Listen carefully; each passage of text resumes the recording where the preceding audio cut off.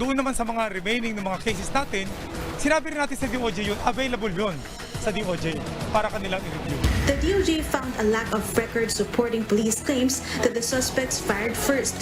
No ballistic or paraffin tests were done. No scene of crime operations or SOCO reports or autopsy reports on record. Kadalasan, hindi nagagawa yan. Hindi ginagawa at all. May request pero hindi natutuloy or there's nothing on record na may resulta. The Department of Justice investigation into an initial set of 52 drug war killings is revealing facts and insights contrary to the government's defense of the war on drugs.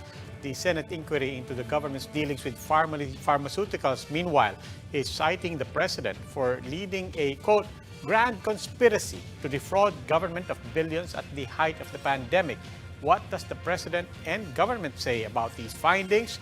We discuss in this episode of The Chiefs.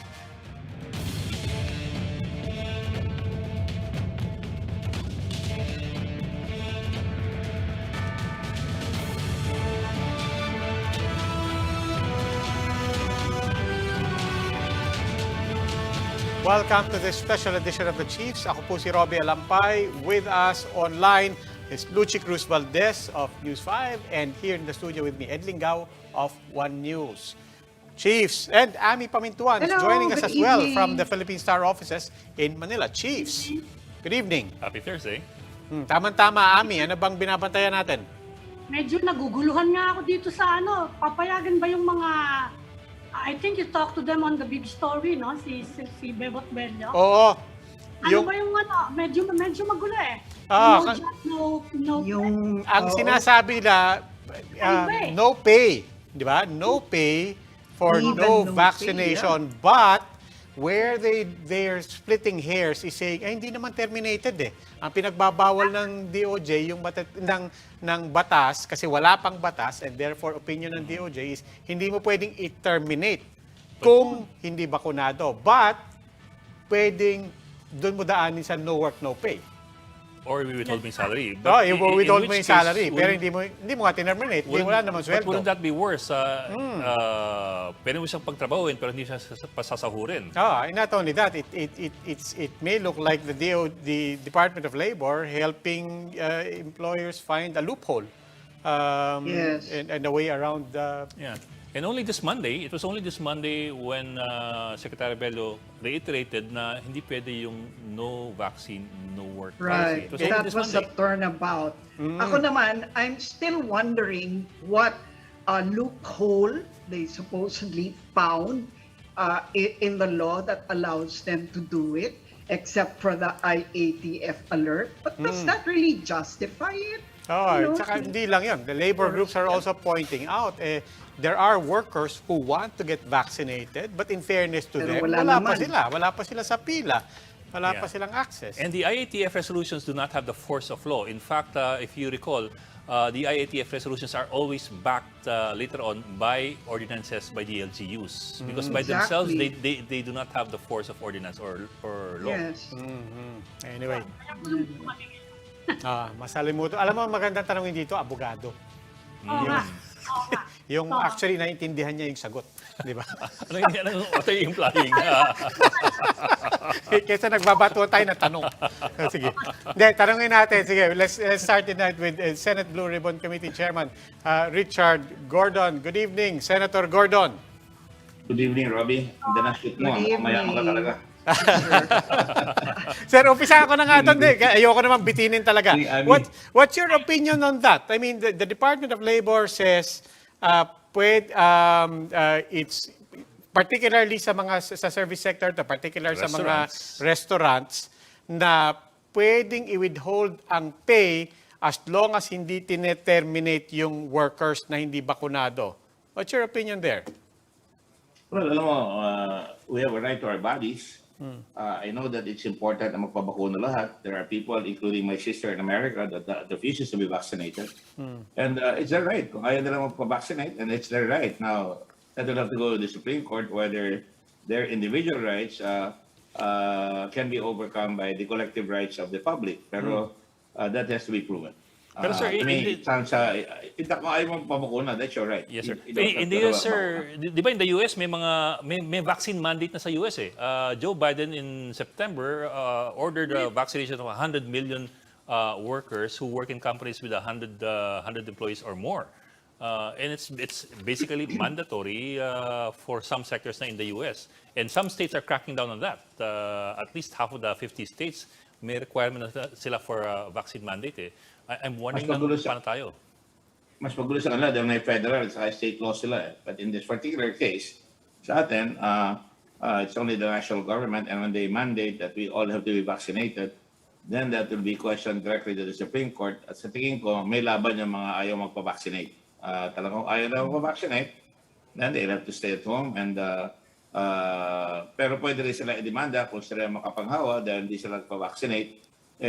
Baka meron rin cause of action yung ibang tao pag pumasok sila sa trabaho na nakapanghawa sila, if it can be proven na nakapanghawa sila. Yun nga, Pero lahat naman nakakapanghawa, sir. Kahit Oo naman nga. yung bakunado eh. And then, So, saka tingin it's nyo, not kahit na limited yung bakunado, ako tulad ni Colin Powell, may mga comorbidities, namatay siya. So there really is a reason why other people don't want to be vaccinated. Ako, I have no problems. I need to be vaccinated, and that's going to happen anyway. And countries have the right to say, no, if you're not vaccinated, you cannot go. But the individual cannot be forced to be vaccinated, as far as I'm concerned. pero paano naman yung karamihan na nagpa-vaccinate and they also have a right to be protected, di ba? That's correct. But we live in But a they are democracy. protected. Parang yung banyan Are they? smoking, di ba? May mga Well, lugar na bawal sila, may maraming lugar in fact na bawal sila because of yung to protect nga the majority. As Lucci says, they are protected, but kung lumalabas yung taong hindi bakunado, unang-una, It's he his can risk. connect to himself and to his family, but that's his decision. You cannot force him to do that, as far as I'm concerned. That's my only Pero sir, humble position on my part. in the case of private establishments, do private establishments have the right to prevent people who are not vaccinated from going into their establishments? In the same way that do they have the right not to hire employees who are not vaccinated? I think they have the right to protect their customers, so far as I'm concerned, and that those are house rules that can be imposed by them.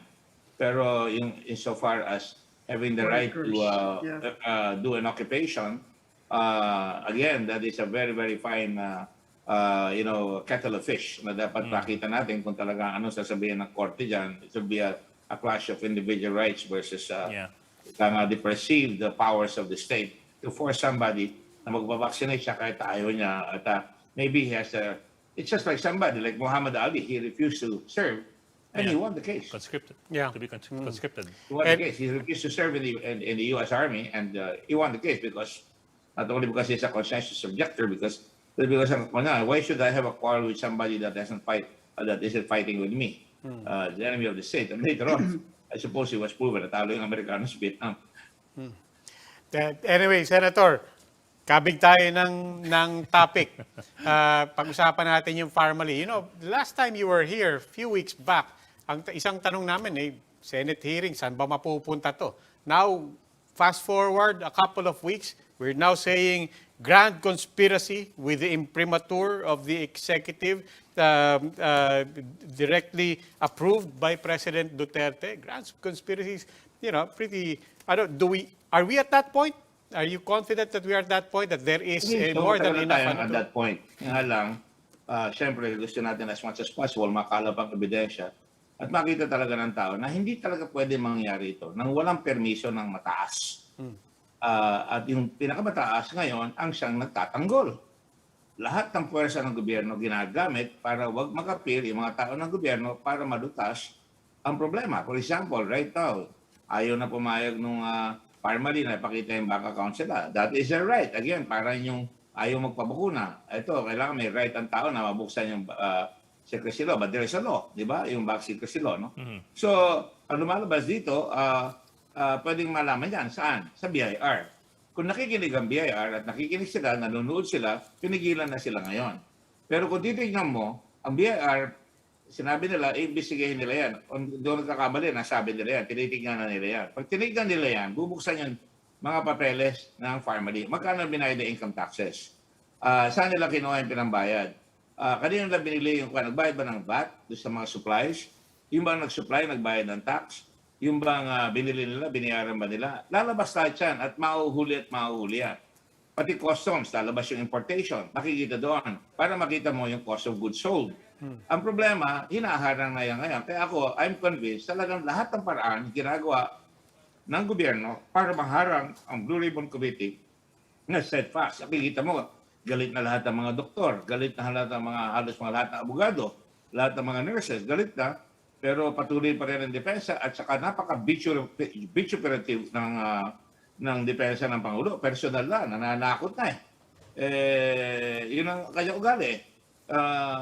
Ayoko lang mapunta yung away sa away ng dalawang senador at saka ng presidente. Doon niya pinipilit ako dalhin. Yun ang kampo niya, yun ang gusto niya. Ako hindi pupunta doon. Ang pupuntahan ko, lumabas yung katotohanan at hindi ako papapigil at hindi rin papapigil lahat ng mga kasama ko, sila Senator Dillon, sila Senator Montiveros, sila Senator Pangilinan, sila Senator Lacson, lahat kami, we are convinced na talagang may nangyari ditong napakalaki at karumal-dumal at talagang inapi ang bayan. At talagang makikita mo, pinaboran ang Chinese. Unang tatanungin sa'yo, sino ba nag-appoint? Kailan ba nagsimula ito? Sino ba nag-appoint dito sa PSDBM ganitong panahon? At pagkatapos magawa yung maitim na balak ni Lau, nag-resign siya. Papasok siya doon sa ombudsman. Kampante-kampante. Pumutok. Nung pumutok, matras siya. Sino nilagay? Yung number 2 niya doon sa PSDBM. Nakasama niya rin nagsuporta kay President Duterte. At sino nag-appoint doon ngayon? Number 2. So sarado na yung hawla doon. Mahirap ng pasukan yan dahil may bantay na sila doon sa gate ng ombudsman. Ganun lahat yan Ilang tanongin nyo? Sino nag-appoint? Siya. Sino nakikita kasama ng Parmali? Siya. Sino nagtatanggol kay Michael Yang na nagsinungaling sa committee? 2 beses. Ayaw pumunta doon sa... Ayaw tanggapin na siya ay nakatira doon 2 beses. Nung makuha, sabi niya wala siya kinalaman. Nahuli na naman siya. Nahulog yung salwal niya. Ang nagsabi yung kanyang kasama na sinasabi, tumulong siya. Naggarantor siya. At siya ay nagbigay ng pera. At ngayon, sinasabi niya na siya ay yung mga kasama siya na kinuha dyan o umaamin na. So sino ba siya? Ni ayaw niya sabihin kung saan galing yung perang pinagpagawa niya ng DCLA sa Davao. Sabi niya secret raw yan. At ano lang sa lahat na sila sabi ng mga inchik na galing sa China? Sikreto namin yan. Si Lincoln alis sa Pilipinas yan. Sikreto namin kung saan namin kinukuha yan. Those are trade secrets. Meron kami tinatawag na non-disclosure agreement. That's a lot of hogwash. At ngayon may abogado na sila, malalakas sa loob nila. Akala nila titigil kami, dili naharang kami. Huli na. Labas na lahat ang bitukan ninyo. Unti-unti, mauukat siya at ngayon nahuli na naman. Lumipat ako for family, nagpunta ako din sa Suhu, at ano nangyari? Nagdinegosyo, hindi nagbabayad ng tax. They're conducting business here, meron silang resident agent dito, sinasabi lang non-resident sila, pero may batas tayo na magbabayad sila 25% ng kanilang kinita dito at hindi sila nagbabayad ng VAT. Alam mo na, huwag sila magbayad ng tax sa pagpasok, they're bayarihan, pero kailangan magbayad sila sa income tax. Lahat tayo nagbabayad. Nakita niya, lumalabas na yan ngayon. Sino pa yung isang Chinese, yung Tiger Field? Aba, lumabas ngayon. Ay, nagkamali kami. Nahuli nyo kami, kaya nagbayad na kami, nag-amenda kami. Nag-amenda sila, magbabayad sila ng kulang-kulang na 2 million pesos sa kanilang sinupply. Lumalabas hanggang ngayon, hindi natin, ayaw nila pakita kung saan galing yung goods. Saan nila binili at magkano. Hanggang ngayon, ayaw nila pakita. So, di ba tayo nagtitingin? Ganun ba tayo katanga sa ating bansa? Ganun ba tayo katanga na pag sinabi ng presidente, walang kasalanan niya, maniniwala tayo? Ikaw lang naniniwala sa sarili mong press release, Atty. Duterte. Pero Senator, okay. So, ayan na nga ang sitwasyon, no? At sa mata ng marami, parang nasa stalemate na. Kasi, ayan na nga, hindi na pinapayagan yung cabinet niya na mag-appeal sa mga hearing ninyo. Kayo naman, tuloy-tuloy ang hearing nyo. Saan ba, ano bang kahihinat na nito from here, no?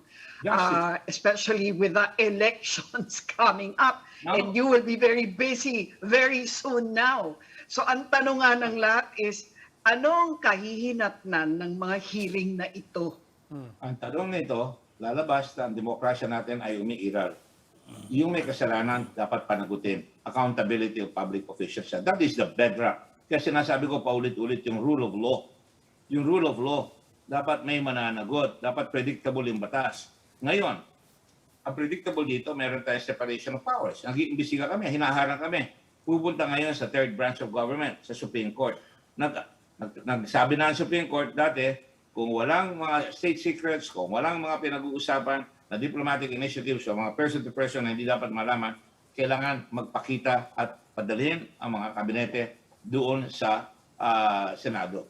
Ngayon, binabago na naman nila. At ang ginawa pa nila, isa lang. Ito lang, Blue Ribbon Committee. Magtataka ka, Luchi, bakit hindi in-order doon sa House? Dahil pabor sa kanila yung House. Company union yung House eh. Yung hanay na yon, hindi naman lahat ng House. No?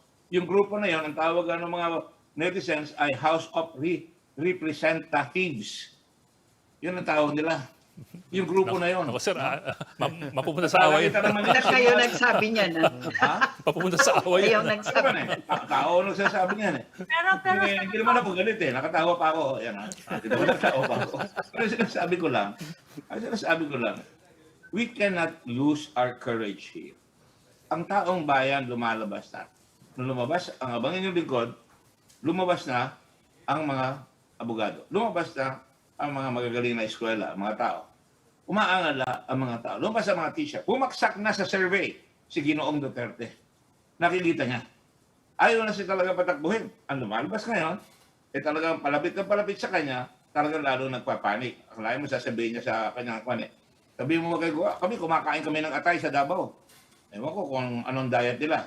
Masama yung kumakain ng yung mga pinaniliwanag na noong panahon ng mga kalaban nila kuno. Hindi naman sila talaga mismo ang lumalaban doon ng araw. Sinasabi, namamatay lahat ng mga NPA. Ganyan nagkaroon ng tinatawag na a line of destructive murder talaga. Diyan nagsimula. At hindi na mapigilan, hindi na maprenuhan. So sinasabi ko ngayon, ako, basta may ebidensya, tutulayan ko. Kung walang ebidensya at tapos na kanila, sasabihin ko, walang ebidensya. Ito may ebidensya.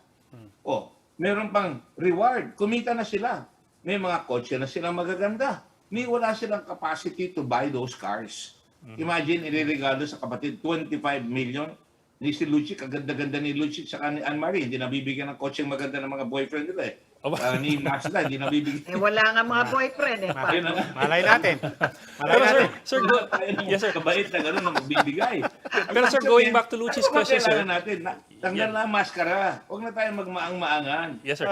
Sir, but going back to Luchi's question, sir. Parang tayo, kunyari, people power. Kunyari, meron tayong, ayaw na namin ng ginawa. Wala. Sabi nga ni Col, huwag ako susubukan. Sabi ni Erap ng araw. Walang kumpare, walang kaibigan. Lumabas rin. Nahuli rin. Ito, ngayon rin. Ngayon, pananakot na ang ginagawa. Yes, sir. Yes, sir. It's always right na matakot tayo sa Diyos, pero huwag ka matakot sa tao because everybody will die. Mr. President, nobody will escape death. And you can, I know, want to facilitate the death of somebody. But I'll tell you, Mr. President, I'll tell you, you're not sleeping well, aren't you? Gabi-gabi, yung report to the people has become a report to the senators. Report to Senator Gordon. I'm not happy about that. Dapat na ginagamit ko para sabihin mo, pati ba naman yung FedEx, sisisi mo sa akin? Ako na ang kumuha ng FedEx. Sabihin, nakuha raw nila ngayon sa Clark at kaya raw umalis sa Subic. Dahil sa akin, sir, wala na ako sa Subic nung umalis yung FedEx. Pinaghirapan ko yan. Pinagawa lahat ng airport. Pero ngayon, sabihin nyo, pati yan, sisi nyo. Pati ba naman yung Red Cross? Sabihin ng mga tao nyo, si Marcoleta, taon lang taon, ano sabi? Mali yung test sa Subic. O mabuti, hindi nyo napilit yung RITM. Totoo naman yung test. Valid talaga. Talo lang pero sir, ngayon. Sir, balikan ko lang sir yung tanong ni Luchi, sir. All the shake and everything Yes, sir. tinatapon. Sir, kasi yung tanong ni Luchi, sir, Sinungaling. sir, yung tanong ni Luchi, sir, is saan nga ito papunta? Dahil una-una, hindi lang pwedeng kasuhan ng Pangulo dahil meron siyang immunity, impeachable lang siya. Pangalawa po, wala nang, hindi na nga makapagatan yung iba. At pangatlo, yung Pangulo, gusto pa yung ombudsman ang mag-imbestiga sa inyo. So, as President Reagan once said, you can run but you can't hide. Pero anong magiging process niyan? You will Yeah. submit a report, di ba? Kailangan magkaroon kayo ng report. And then kayo ba mag-initiate ng investigation? Yes, we right now the Senate is getting ready to file and question the order of the President. Lalo niya pinapahaba lalo nga haba yan At mabuti rin naman yan para matuto ang tao na may karapatan sila na hindi pwedeng harangin ng Pangulo na hindi siya ang batas. Ang batas sinasabi meron ko equal branch na pwede mag-investigasyon. Sir, Yeah, but pero this hindi, yung is kaso challenging, mismo. sir. Yeah. This is challenging the The memo. president standing against the process of the Senate. That's one. But I guess the question is, ano-ano yung malinaw na charges against kanino na isasampa in what forum? And Well, sino magsasampa? Let's not prejudge that. It will come at the proper time. Because the president, as you say, cannot be sued in the meantime.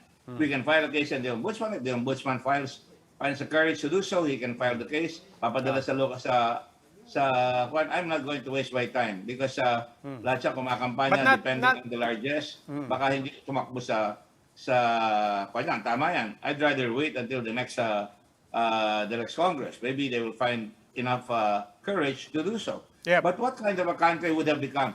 It is not the president on trial here. It is our laws and it is our people who are on trial here.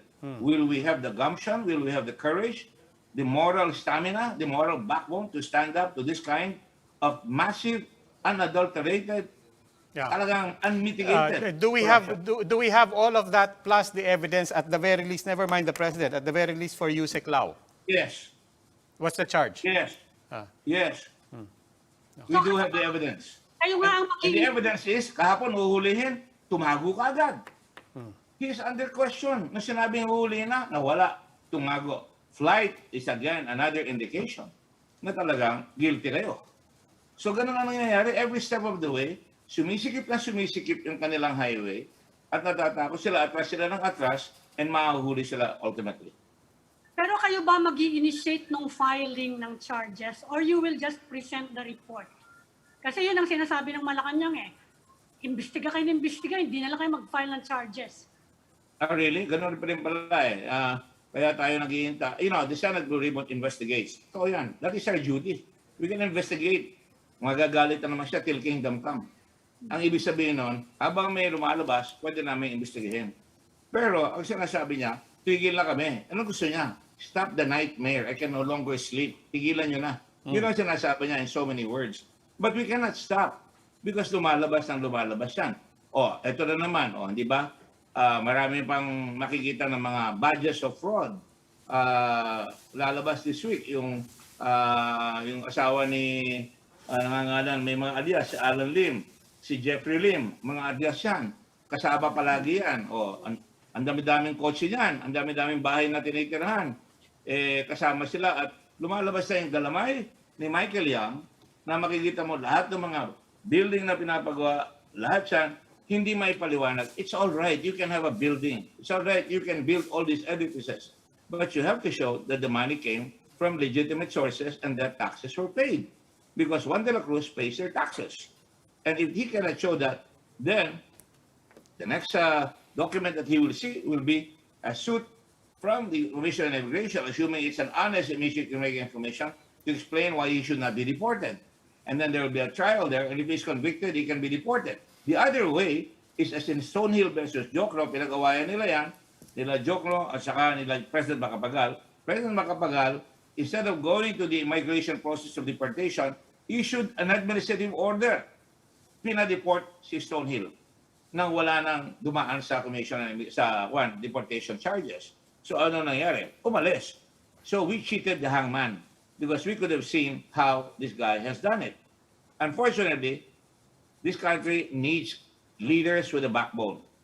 This country needs people who will stand up.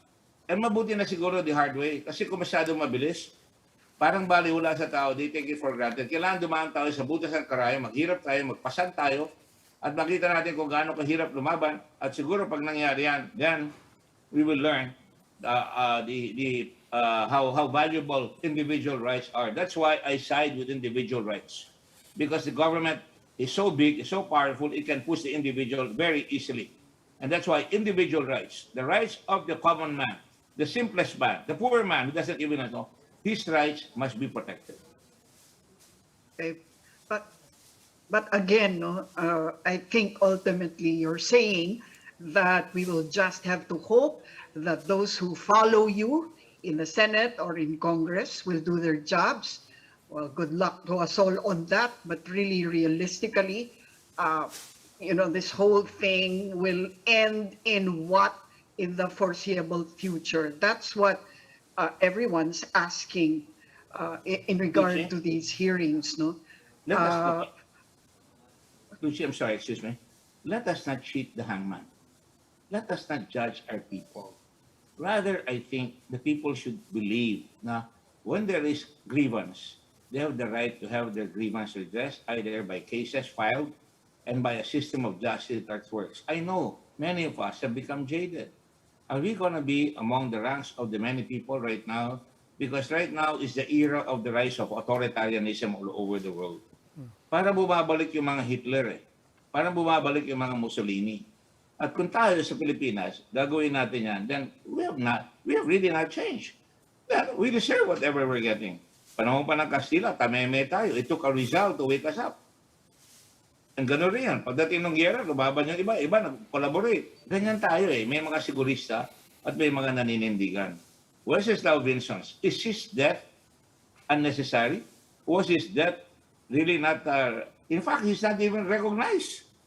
Siya ang lumabas na... Tama-tama, sir. Tama-tama, sir. Pinag-uusapan na rin lang ang change and elections are coming and you are running. So let's talk politics. How do you feel about the fact that you are a guest candidate in a party that counts many who had been your political rivals? I mean, yun lang ang observation. What can you say about I don't have any rivals? I have misunderstandings with others, but it doesn't mean that they're my enemy. I was chosen. I did not lobby for that. I was chosen, and I'm privileged that the vice president said, I think I was the first one he mentioned, and he even made a very strong paragraph that we are steadfast in our attempts to clear up, which shows the kind of administration she has. Senate President Soto, the moment he ran, said, naka-reserve ka sa amin ni Ping. Salamat naman po. Naka-reserve po tayo dyan. Eto si Manny Pacquiao, malayo pa. Kinukuha niya nga akong vice president. Sabi ko, hindi para sa akin yan, kakong ganon. And nung nag-announce siya, sinama niya ako. And Grace po, the presidential candidate that I supported last time said, we are going to get you in Isko Moreno's ticket. I don't volunteer. They just got me. And I'm really grateful na meron naman siguro sila nakikita tama natin ginagawa. And to me, it's not just winning or losing or whatever. To me, what is important is we provide the people with quality leadership for a change. Huwag naman kukuha tayo na porque popular, kukunin na natin. That's fine. You want popularity? Fine. How many times? Sige nyo naman, makikita naman nyo sa ating bansa, sa mga nakaraan pa nung araw pa, may nangyari ba? Tinatanong pa nga ni President Duterte, may nangyari ba sa panahon ni Gordon? Marami, sir. Nagawa ko po yung Subic, nabago ko po yung Olongapo, naibangan ko po yung Subic, Clark at saka Mariveles. Meron po ako nagawa sa tourism, lumakas po ang tourism natin. Meron po ako nagawa sa Red Cross. Ang lakas-lakas sa Red Cross, isa tayo sa pinakamalakas. So dapat, yun lang, I will be judged by that. And if you judge me by that, then you're judging well because may mga kasalanan rin naman siguro ko. I am not perfect, nobody is perfect. But I think, depende sa pipiliin ng tao, hindi ko kaaway si Trillanes. Nagkamayan pa kami dyan. Hindi kami nagkasundo. Binadmouth pa ako. Sabi, pinabayaan ko na yung kaso doon sa extrajudicial killing sa Bataan, sa Davao. But let me ask you, Lucy, Ann, you're all veterans. Si Secretary de Lima, I respect her. Nung siya ang Secretary of Justice, sinabol niya si Duterte with the NBI, with the whole powers of the Aquino administration. Hindi niya nahuli. Naghukay pa sila doon sa killing fields. Do you really expect at this time, nakaupo ng presidente, lalabas siya, may mga lalabas na talagang credible witnesses? Ang kinuha lang testigo si Matubato. I wish I could believe him, but he was such an unreliable witness. And worse, kaya kami nag-away. Papaliwanag ko lang, kaya sinasabi nila, ako may shelter raw ako. Nung tinawag ko na si Matubato, dinala namin yung Davao Death Squad para mag-confrontation. That is something that we do in investigation. Nawala bigla si Matubato. Doon ako naggalit. Bakit naman nyo tinanggal? Nagpuyat na tayo dito. Hindi na raw secure. Nawala. And then there was an attempt on the part of the others who brought in Mr. Duterte's son and even tried to invade on his privacy. They wanted them to remove his shirt para makita kung may tattoo. What is the purpose of showing the tattoo? Wala naman nakikita doon. So, they had their chance and they could not deliver. Kami, pag nag-imbestiga kami, pinag-aaralan namin lahat yan. We look at everything. And that is why the investigation is progressing well. Everybody cooperates. Sila Frank Drilon. Hindi naman kami nag-uusap-usap dyan eh. O ikaw ang gagawa nito, ikaw ang gagawa no. No. I mean, Senator Hontiveros has been assiduously doing her role. Yeah. Imagine, nakita niya pa yung pinagbibili na Ferrari. Nitong si Mujit talagang nagsisinungaling pa. Senator, if you don't mind, kanina ko pa iniisip yung sinasabi nyo na, Sige. let's not kill the hangman, sabi nyo nga. Parang yung mga tao, kailangan nila ipaglaban and so on. And ako, sincerely, napapag-isip ako dun sa sinabi nyo because I think the people also want to say, dami naman namin pinaglaban na. We restored democracy. We brought back human rights. We fought for human rights. When we thought ERAP was corrupt and so on, pinaglaban namin yan. When we thought we needed to go against GMA, pinaglaban namin yan. But I think people are tired and they're saying, what about the institutions that for the past 40 years we were trying to build up? Everybody said, let's patiently build up the institutions. We've been building up the institutions. That's on the people. And now the people are saying, is it too much for us to say that can the institutions start working for us? I mean, look at these investigations of the EJK. It's coming up the 12th hour. And it's almost tokenism. And then dito, ito nga, back to our example, everybody saying, ang linaw-linaw na, and simple lang naman yung tanong So, pwede bang may makulong na dyan? Pwede ba? Can the institutions work for us for a change? Because we know we work to restore the institutions. You know, democracy is one of the most difficult systems in the world, unless Churchill says it's still the best kind of worst government. Words to that effect anyway. Lahat naman tayo pinaglaban eh. When I was a young delegate to the Constitutional Convention, I voted to ban Marcos. Pinahirapan kami sa long po in the process. And I had disagreements with Gloria Macapagal-Arroyo when I was in the cabinet. I had disagreements with President Ramos. That's part and parcel of the rough and tumble of democratic exercise. And you know what? It must be practiced. Democracy must be practiced by everyone. Hindi porque nagawa mo na, tama na, ayoko na, sawa na ako. Hindi naman nangyayari. You have to continually fight for it.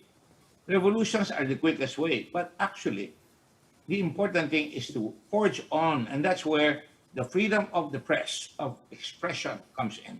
The basic freedoms are utilized by all of us to make sure that we have the tools to be able to make the institutions work. I'm happy. Can you imagine doctors? Walang pakialaman doktor dati.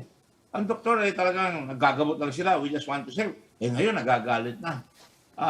Talagang diretso na, humaharap. You know how it is? So, haharap ka dun sa committee, makikita ka sa TV ng mga that is, I'm proud of that.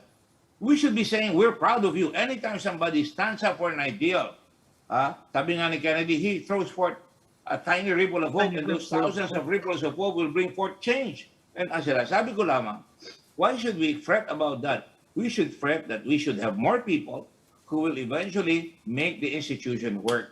And that's why we are going to make the institution work. You want to delay the proceedings? Ayaw niya kami? All right.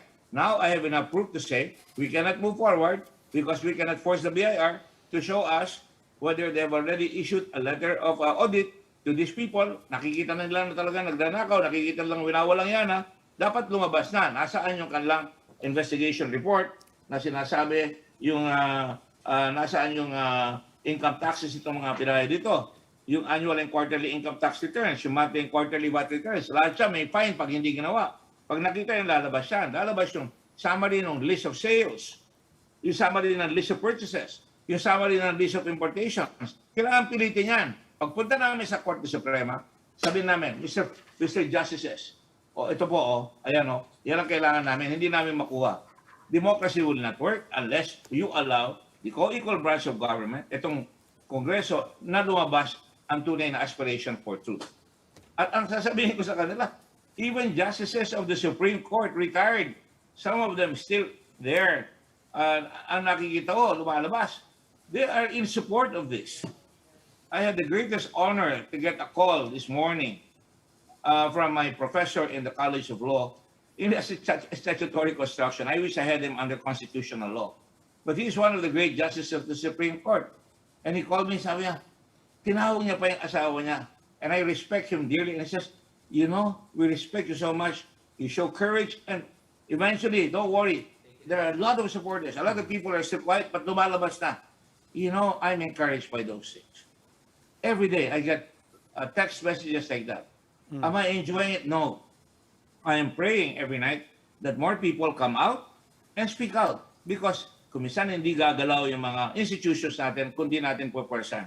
Hindi gagalaw ang institutions natin if we keep, you know, sabi nga na Lee Kuan Yew, electing clowns or electing the unqualified. And we elect the winnable but not the qualified. That is a process of democracy that we must learn. And we have not been able to learn it after 70 years of freedom, 75 years of freedom since 1946. So, sure, impatient tayo. Look at America. I mean, it's wilting with Biden. It's wilting with Trump. And that they go on. And the important thing is to prevent, you know, people who will provide only the easy way. And I go back to what my father used to teach me. The hard way is always the best way. So, Senator, you're going to the Supreme Court when next week? I suppose so. We already have a lawyer. And I leave it to the Senate President to appoint it. Napag-usapan na namin ng minority at saka ng majority caucus yan. At least yung mga leaders. And yes, we are. And then, sasagutin namin yung kaso ni itong ridiculous na finafile na ito raw, unjustly raw nakakulong itong si Ong. He doesn't tell the truth. There are many decided cases to the Supreme Court that will do it. Ngayon, panibago na naman yan. Kitang-kita, huling-huli, nakakahiya. Ha? Libre kang humarap sa TV, tapos pag huhulihin ka na, takbo ka, tago ka. Excuse me, ang lakas ng loob mong bumili ng mga kotse. Lahat kayo, Michael Yang, kaysa Porsche. O, tingnan nyo, lahat sila may Porsche. Lahat sila mayroong Range Rover. By God, ako, maswerte na makasakay sa Range Rover. I mean, when I was young, my father could afford that. At he always gave me a Volkswagen. And that's all there was to it. And ito mga ito, at that age, I had that soon. Si Lincoln Ong, naka-Porsche, dalawa, naka-Range Rover. Ano ba ang income niya? I am an interpreter po. Ako po ang interpreter nitong si Sir Michael Yang. Now, nakikita ng tao yan. Do you think, Robbie, that the people are stupid? Nakikita nila yan na naghihirap sila? Wala silang pag-ayuda, wala silang... I'm not trying to pander. Yan na nga po, Senator. Gutom sila. Yan na nga po, Senator. Unfortunately, we'll just have to leave it at this, that we suspect we'll have to call you back again to continue this saga, and we will probably have the same questions. Saan ba papupunta lahat to? Oh, definitely, I know. Because, sabi nga nila, it ain't over till the... Sorry, Mr. Duterte, until the fat lady sings. Ako ang fat man mo eh. It ain't over till the fat lady sings. Sige. Until then po, as always... Ako sa fat lady eh. Baka mamaya may patamaan ka Baka sa amin. mag-true kayo eh. Hoy, marami kami mga fat, very fat people. Long live the fat people. Well, until then po, to be continued. May pupunta pa kami isa pang masalimuot na usapan after the break. Maraming salamat po, Senator Gordon. Thank you. Salamat, sir. Ingat po. Thank you very much. Please stay with us. The Chiefs will be right back.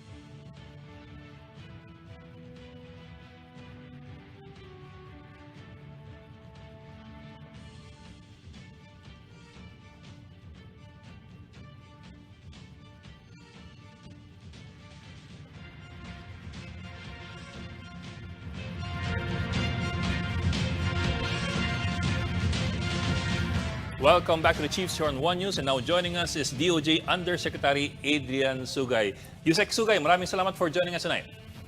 Evening po. Good evening, sir. Magandang gabi, sir. Yes, sir. Magandang gabi. Yes, sir. Magandang gabi sa inyo. Well, sir, the good news is nirelease ng DOJ yung metrics ng at least yung 52 cases ng deaths dun sa police anti-drug operations where apparently may lapses dun sa procedure at lapses dun sa sanctions being imposed on erring policemen. Pero ang sabi ng mga human rights lawyers, sir, it's too little too late. Coming almost 6 years into the drug war, going to the last year of the president's term, and not to mention na ipapasa pa lang ninyo ang mga kaso sa NBI para mag-imbestiga. So parang naghahabol lang tayo.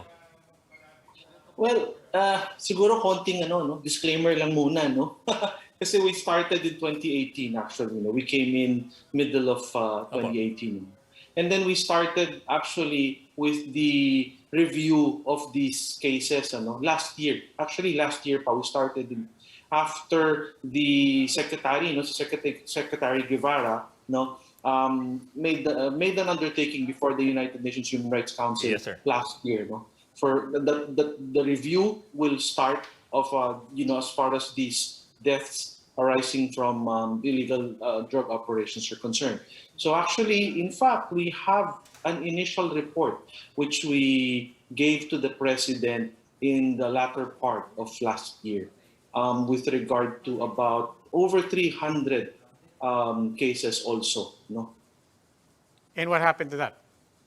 Well, the report is with the president. It's really up to him kung ano po yung what he wants to do with that. Sir, Sir, is this, How is that different this, from this? is this 52 a subset of that 300? Hindi po, kasi yung 300 na yan, this was called, or this was mined, from cases which are actually already filed with our National Prosecution Service. So marami yung mga kaso yan, So iba ho yan. This is different from the 52 as far as we know. When we check, when we cross-check, iba po sila. So you're saying na dadami pa yung mga kaso na yan? Kasi sa ngayon, sinasabi ng mga critics nyo, it's a lot of sound and fury signifying nothing, no? Do you agree with that?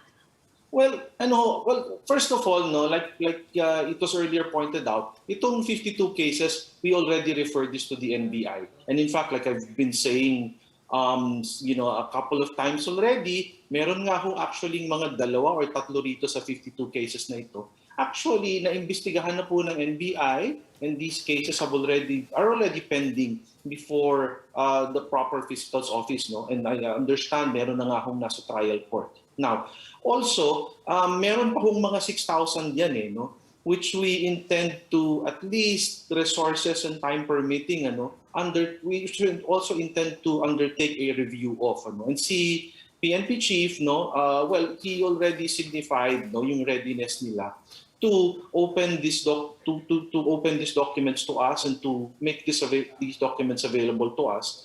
So we will be undertaking further review in the next few months. But sir, I mean, you're now talking about 6,000. You talked about an initial 352 that started in 2018.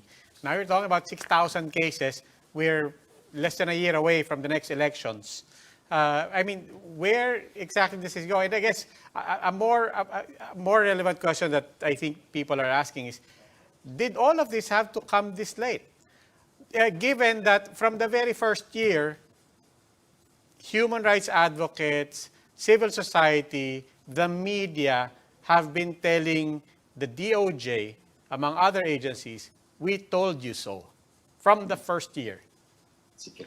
Well, first of all, again, let me correct how we started in 2020, actually, just for the record. So anyway, whether or not, it's too late in the game, this is work that was given to us. This was work that has been turned over to us, and this is work that we will do. And we will do as professionally as possible, and we'll just see where the evidence goes. Sabi nga ni Secretary Guevara, wherever the evidence leads, And in fact, sabi ko nga, these are yung 52 na refer na yan sa NBI, If we have to do more, if we have to do this as as much as we can, like maybe concentrate in the urban areas, cases occurring in the urban areas, in the Visayas, for instance, that's what we'll do. Maybe not just really, I guess, for purposes of ensuring, that these cases or these killings are actually investigated, and all those who may have been involved, dun sa mga kaso na talagang problematic, are brought to court. Yusek, Kami ganun lang no? Yusek, I presume this is being investigated as separate, maybe related cases. But as the evidence and the pattern of irregularities compound, can a case be made that this is in fact systemic and systematic? Well, whatever conclusions may be drawn, whatever inferences may be made with regard to these cases, whether there's a pattern or what, as far as we're concerned, we look at these cases, well, for purposes of making making the perpetrators or whoever may have been involved in these killings liable in court, no?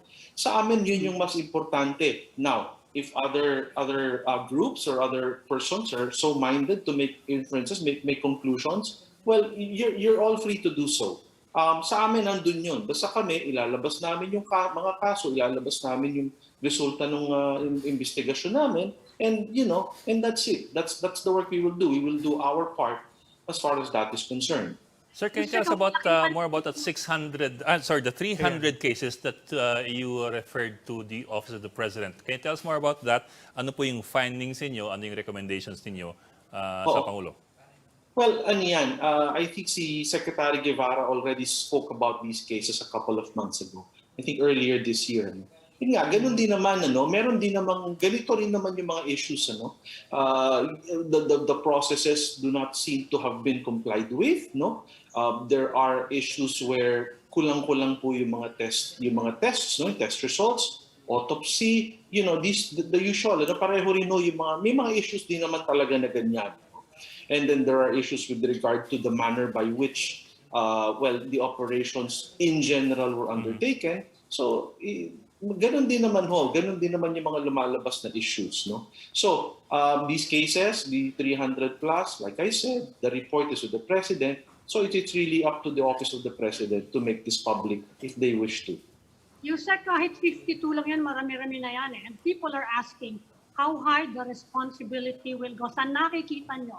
Indications. Yeah. Kasi tinatanong, aabot ba yan kay the former PNP chief, for example? Aabot ba yan sa... How high up? It's not commander-in-chief dahil police eh. But aabot ba siya sa presidente? Let's be straight on.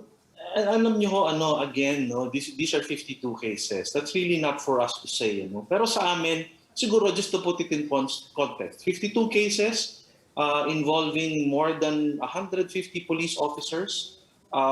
This is as far as the 52 is concerned. We're not even talking about the 300 plus. So, this is probably, we're talking about 400 killed just with this 52 and the 300 plus cases and another 6,000. I guess we'll just leave it at that. It's really up to, people concerned or people interested to make the proper conclusions or to make the necessary inferences. Now, if at the end of the day, there's an investigation or there's a bigger investigation really into this whole thing, after we've done our part in investigating as much as we can, and to really look very earnestly into what happened and what this was all about, well, we'll gladly help when the time comes. I guess we'll cross the bridge when we get there. If people, I ask you this as a lawyer, how do you make this whole thing less cumbersome? And how do you increase the chances that that it will bear fruit? Because as it is, it just looks so futile to be going after thousands possibly of similar cases. What would you do? As a lawyer, would you lump them all together into a class suit? Is there a legal remedy just to be able to obtain justice? Or is this like the martial law victims of abuse and torture where it will take years and years before they actually get justice. I mean, because we're talking here about possibly thousands, right?